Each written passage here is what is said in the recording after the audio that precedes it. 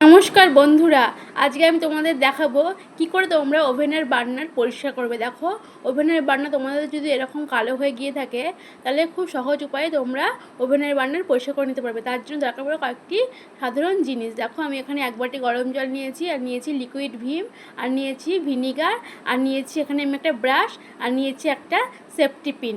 এই কটা জিনিস দিয়ে তোমরা কিন্তু ওভেনের বার্নারটা খুব সহজভাবেই পরিষ্কার করে নিতে পারবে।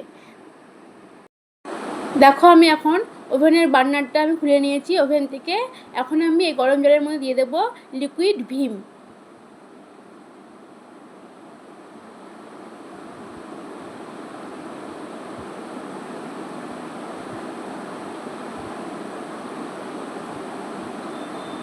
লিকুইড ভিমের সঙ্গে আমি এর মধ্যে মিশিয়ে দেবো ভিনিগার।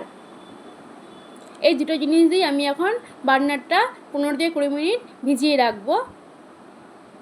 তারপর 15 থেকে 20 মিনিট ভিজিয়ে রাখার পর তোমাদের দেখাচ্ছি কী করে তোমরা বার্নারটা পরিষ্কার করবে।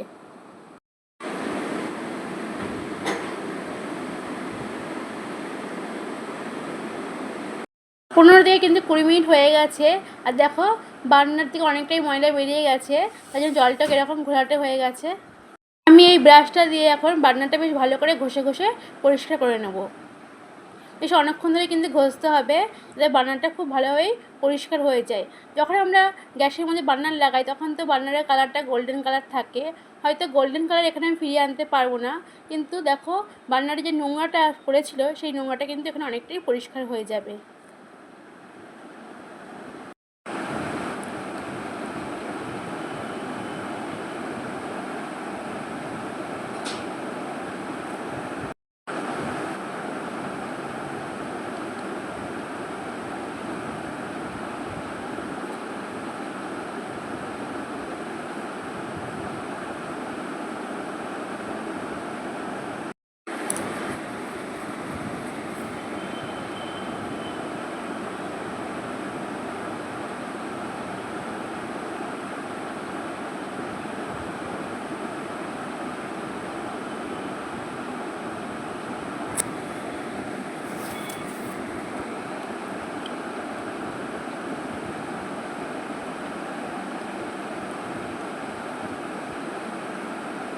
আর বার্নারে যদি এরকম নোংরা পড়ে বা কোনো ময়লা জমে থাকে তাহলে কিন্তু আগুনটাও দেখবে খুব কম হয়।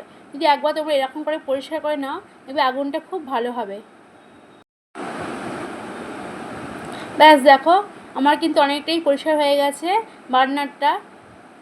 সেটা দেখো, জলটা দেখলেই কিন্তু বোঝা যাচ্ছে যে বার্নার দিয়ে কতটা ময়লা বেরিয়েছে।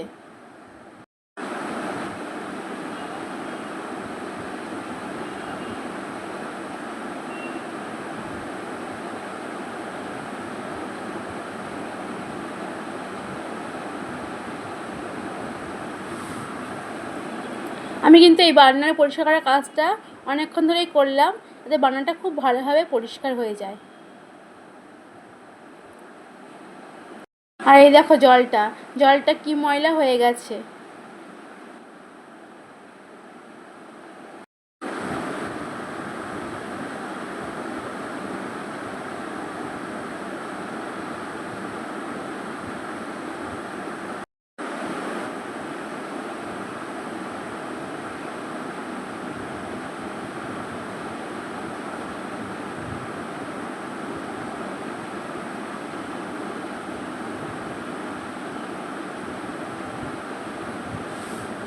দেখছো, বার্নারটা কিন্তু অনেকটাই পরিষ্কার হয়ে গেছে।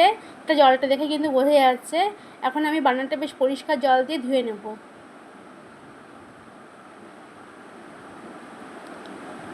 পরিষ্কার জল দিয়ে ধুয়ে নেওয়ার পরে আমি একটা শুকনো ন্যাকড়া দিয়ে বার্নারটা ভালোভাবে মুছে নেব।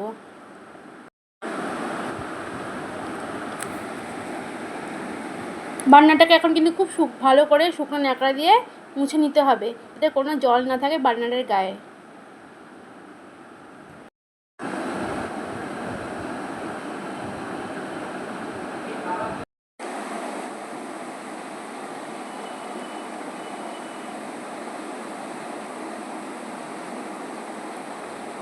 দেখো, বার্নারটা কিন্তু আমি শুকনো কাপড় দিয়ে বেশ ভালো করে মুছে নিলাম।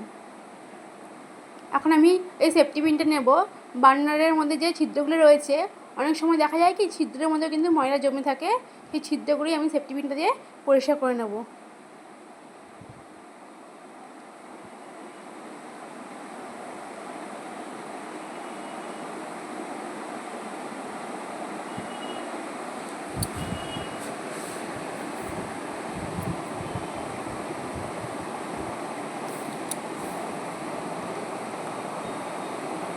আমার ভিডিওটি তোমাদের কেমন লাগলো অবশ্যই কিন্তু আমি কমেন্টে জানাবে। আর ভালো লাগলে আমার চ্যানেলটিকে সাবস্ক্রাইব করে আমার পাশে থাকতে পারো। বেশ ভালো করে কিন্তু বার্নারে যে ছিদ্রগুলো সেগুলি পরিষ্কার করে নিতে হবে, যাতে ছিদ্রের মধ্যে কোনো ময়লা না থেকে যায়। দেখো আমার কিন্তু সমস্ত বার্নারটা পরিষ্কার করা হয়ে গেছে, ছিদ্রগুলো আমি পরিষ্কার করে নিয়েছি। এখন আমি তোমাদের আগুন জ্বালিয়ে দেখাবো কী সুন্দর আগুনটা হচ্ছে।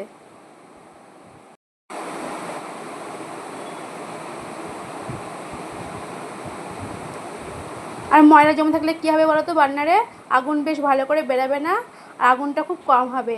আর দেখো পরিষ্কার করার পরে কী সুন্দর আমার আগুনটা হচ্ছে।